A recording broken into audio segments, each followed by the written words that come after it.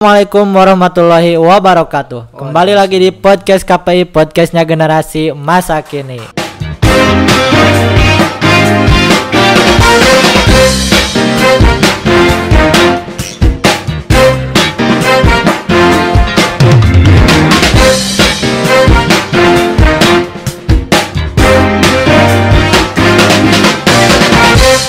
Oke teman-teman, kali ini kita kedatangan tamu dari salah satu mahasiswa di IAILM, yaitu silakan perkenalan dulu mungkin. Baik, bismillahirrahmanirrahim.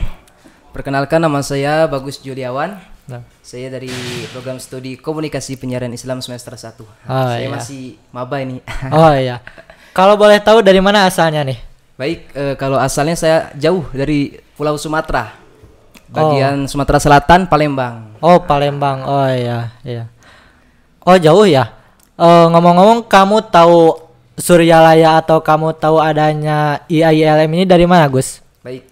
Jadi alhamdulillahnya di lingkungan saya khususnya, saya di Sumatera Selatan, Palembang ini di bagian Muara Enim. Nama seperti kalau di Jawa Barat Tasikmalaya gitu ya. Oh iya. Kabupatennya. Ya, kabupatennya. Jadi daerah saya khususnya di Muara Enim, dan khususnya di daerah saya di desanya itu sudah sangat banyak. Dari saya masih saya TK ya. Itu sudah banyak sekali ikhwan akhwat atau pengamal daripada ajaran Thariqah Qadiriyah Naqsyabandiyah Pondok Pesantren Suryalaya ini. Oh, udah dari dulu ya? Iya, jadi sudah familiar dengan nama Suryalaya, dengan nama Abah Hanom ini. Bahkan alhamdulillahnya banyak seperti anak-anak yang baru lulus SD dilempar oleh orang tuanya ke Suryalaya, ada yang seperti itu. Ada yang mondok dari, mungkin ya? Mondok ke Suryalaya gitu kan. Jadi dengan nama Suryalaya itu sudah familiar.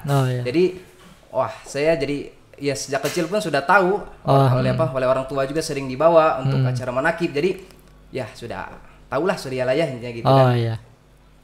Jadi kenal Suryalaya itu karena orang tua juga pengamal dan lingkungan pun sudah banyak gitu ya. Familiar dengan nama Abah. Oh iya.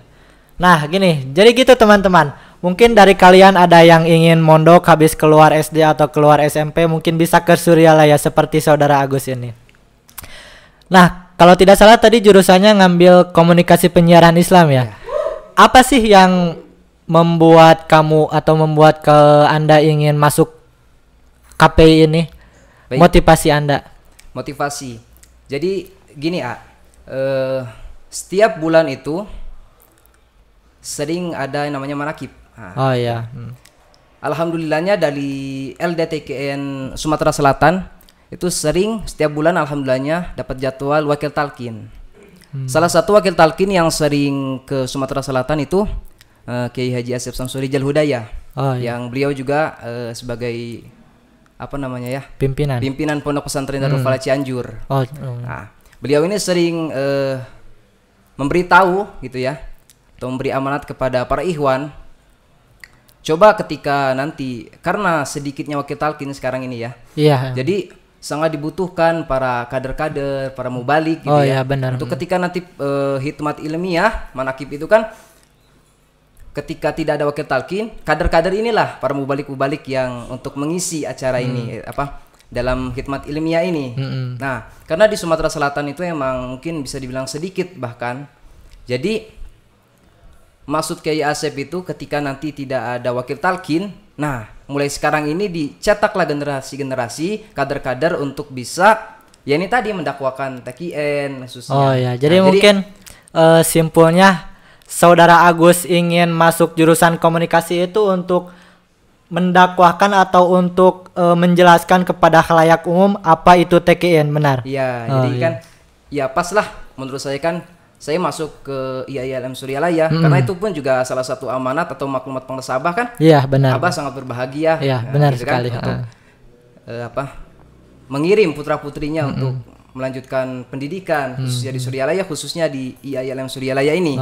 Jadi saya cobalah saya masuk ke Suryalaya lagi dan ambil fakultas dakwah dan di KPI karena di situ ada salah satu ininya public speaking kan. Iya, benar. Saya mungkin sedikit demi sedikit adalah bakat gitu ya. Iya, benar. Atau pengen bisa di public speaking itu. Karena kan ketika kita bisa nanti ngomong di depan orang banyak kan pasti banyak metodenya, cara-caranya gitu kan. ada metode-metode metodenya tertentu. ya, dalam menghadapi audiens gitu Iya, kan. benar. Nah, jadi itu teman-teman. Alasan atau salah satu alasan KPI atau yang disebut Fakultas Dakwah ya, sering disebut ujung tombak kampus IAIN itu, yaitu karena tugas mahasiswa KPI ini yaitu untuk menyebarkan atau untuk menjelaskan kepada masyarakat apa itu TKIN. Benar begitu? Benar gitu. Oh, iya. Nah, ngomong-ngomong tadi tentang Palembang nih, Gus. Kamu kalau pulang selalu apa gimana gitu? Oh, untuk pulang itu setahun sekali ya. Oh, Ketika mungkin kalau dulu waktu masih sanawiyah atau aliyah itu kan sebelum Lebaran itu kan puasa, sehabis kirom itu biasanya kan seperti pasaran lah kalau di pesantren umumnya ya. Itu sampai 15 hari, ketika 15 hari ya baru balik. Kalau dulu alhamdulillah ada sampai 6 orang, 5 orang yang untuk daerah saya saja gitu ya. Kalau untuk dari Palembang semua mungkin banyak. Bahkan kalau dulu sampai di asrama itu banyak anak Palembang yang langsung dididik sama Mama Otin. Nah, itu langsung istilahnya seperti disediakan mobil khusus. Nah, kalau saya kan karena saking banyaknya banyaknya itu tadi karena jadi balik itu ya setahun sekali ketika habis kirom pas mau puasa mau akhir puasa ya. Akhir puasa jadi lebaran. Nah, jadi pulang itu setahun sekali untuk lebaran aja. Habis kirom itu tuh. Habis kirom. Kalau gak salah kirom tuh kalau di pesantren-pesantren namanya tuh pasaran ya, Gus. Seperti pasaran. Boleh dijelaskan, Gus, bagaimana metodenya atau bagaimana kirom itu? Oh, kirom itu kalau seingat saya dulu, jadi ada pasaran atau apa sih namanya pesantren kilat. Pesantren kilat itu biasanya sering dilaksanakan sekitar jam 7 sampai zuhur lah. Kalau dulu banyak yang diikutinya ya itu tadi santri-santri Suryalaya dan santri-santri mungkin disebutnya seperti apa ya, yang tidak diem di kalong ya kayak santri kalong ya. Atau yang ngekos mungkin. Ya, yang ngekos mungkin seperti itu. Tapi ada gak yang dari pesantren lain ikut kirom ke pesantren Suryalaya mungkin? Kalau setahu saya belum ada. Tapi belum. Kalau nggak salah ada aja untuk di bagian malamnya. Bagian malam kan sering ada pasaran kitab kuning biasanya. Jadi terbuka. Ya. Jadi nih teman-teman, buat yang ingin tahu tentang Suryalaya atau buat yang ingin tahu tentang bagaimana sih proses pengajaran di pesantren Suryalaya, mungkin kalian bisa datang waktu Ramadan atau yang sering disebut dengan kirom ya, ke pesantren Suryalaya. Begitu. Nah, lalu apa saja yang dikaji ketika kirom itu, Gus? Kalau yang dikaji itu yang pasti kalau untuk seingat saya waktu sanawiyah itu ketika pesantren kilat itu yang pasti Al-Qur'an ya sama tajwidnya. Oh ya. Dan materinya itu dari Taji. Taji itu karangan dari Ang Acep Rijaullah, dosen. Kalau gak salah Taji itu singkatan ya? Iya, 3 ajaran Jibril itu. 3 ajaran Jibril. Oh iya, benar-benar. Itu yang dikaji biasanya. Kalau untuk pasaran waktu malam harinya itu biasanya kitab kuning itu biasanya sama Ang Acep juga. Itu selalu disatuin atau ada yang di kelas-kelas nih, Gus? Kalau untuk pesantren kilat itu di kelas-kelas. Waktu itu ada misalnya bahasanya marhala usto, marhala ula 1 atau gitu. Kalau untuk pasaran waktu itu saya masih sanawiyah, jadi kalau untuk pasaran nggak ikutan waktu itu. Oh, jadi saya ikut pesantren kilat yang bagian aliyah. Bagian apa namanya? Paginya aja. Oh iya. Nah, kalau untuk waktunya mungkin itu berapa hari, Gus? Selama Ramadan tuh? Biasanya itu dimulai dari tanggal 1 Ramadan sampai 15 biasanya. Sampai 15? Iya, biasanya. Biasanya ditutup dengan acara Nuzulul Quran gitu biasanya. Oh, kalau gak salah Nuzulul Quran itu tanggal 17 ya, Gus? Iya, pokoknya sekitar itulah. Oh iya. Kalau acara Nuzulul Quran itu gimana tuh? Ya, acaranya itu biasanya ketika sudah mau akhir daripada acara kirom biasanya. Jadi acaranya ketika mau akhir itu biasanya buka bersama. Nah, nanti habis buka bersama malamnya peringatan biasanya habis tarawih ya. Habis tarawih itu langsung nuzul Quran biasanya. Dan habis itu ya mungkin besoknya ya sudah berakhir agenda kirom itu tadi, acara kirom tadi. Jadi santri-santri yang mungkin dari Pulau Jawa seperti saya mungkin sudah ada yang mesen tiket untuk pulang.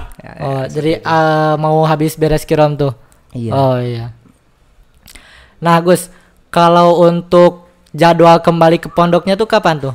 jadwal liburnya mungkin berapa hari? Nah, itu untuk jadwal ke pondoknya lagi biasanya nanti sudah ada ditentukan dari pondoknya kan. Kadang biasanya 3 minggu sehabis lebaran atau ada 2 minggu sehabis lebaran seperti itu. Oh. Jadi istilahnya masuk ke penerimaan murid baru lagi kan. Nah, biasanya gitu. Nah, kalau kan gini teman-teman, kalau yang datang ke pondok itu kan biasanya ada yang ngaret, ada yang telat, atau ada yang juga on time. Nah, mungkin ada hukuman-hukuman tertentu untuk orang-orang yang ngaret mungkin Gus? Oh, kalau untuk itu untuk di Surya sepertinya ada aja, cuman hanya sebatas peringatan mungkin lah intinya gitu. Oh, cuma peringatan berupa dimarahin gitu. Ya, gitu. Oh iya. Nah, mungkin gitu teman-teman seputar Suryalaya dan IAIM. Bagi teman-teman yang ingin masuk kampus IAIM sambil mondok mungkin, atau yang ingin masuk aliyah, masuk MTS, bisa sambil mondok dan bisa juga sambil ngekos di Suryalaya. Terima kasih. Wassalamualaikum warahmatullahi wabarakatuh.